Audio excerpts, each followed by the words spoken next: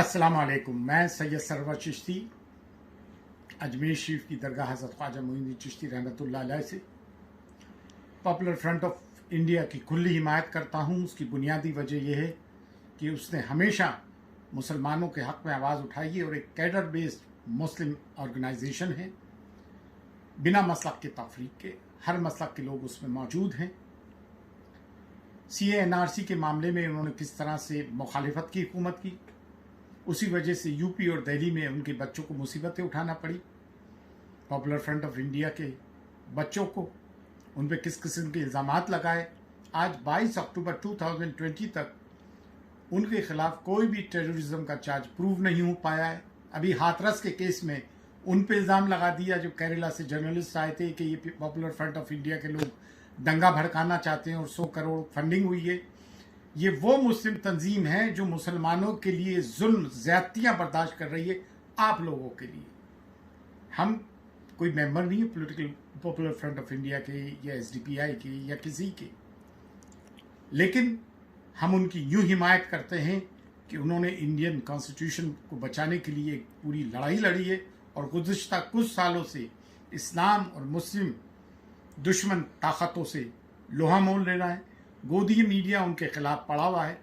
जो भी मुसलमानों की हिमायत में लड़ता है, दलितों की, सोशल एक्टिविस्ट की, एकेडमिशियंस की, उन पर ये देशद्रोह का इल्ज़ाम लगाते हैं, प्रूफ कुछ नहीं कर पा सकते हैं। आजकल तो ये हवा चली है, तनिष्क का ऐड हो तो लव जिहाद है। जामिया मिलिया इस्लामिया दिल्ली के स्टूडेंट्स 30 स्टूडेंट्स UPSC में उनका सिलेक्शन हुआ तो जिहाद है। घर वापसी है, मॉब लिंचिंग है। जिस तरह से फैसले हमारे मुखालिफ आ रहे हैं वो सब आपके सामने वाज़े हैं। ये वो तंजीम है, जमीयत उलमा हिंद है, मुसलमानों की हिमायत करती है। डेली रॉयट्स में जो लोग असरअंदाज हुए मुसलमान, उनको रिहेबिलिटेट किया। जमात इस्लामी है। ये वो ऑर्गेनाइजेशंस हैं जो मुसलमानों के लिए लड़ती हैं।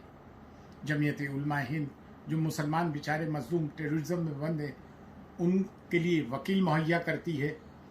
ये लोग जो पॉपुलर फ्रंट ऑफ इंडिया की मुखालिफत करते, वो कहते जब अजमेर शरीफ दरगाह में 11 अक्टूबर 2007 को बम ब्लास्ट हुआ, हम ही ने उसकी FIR लॉन्च कराई है।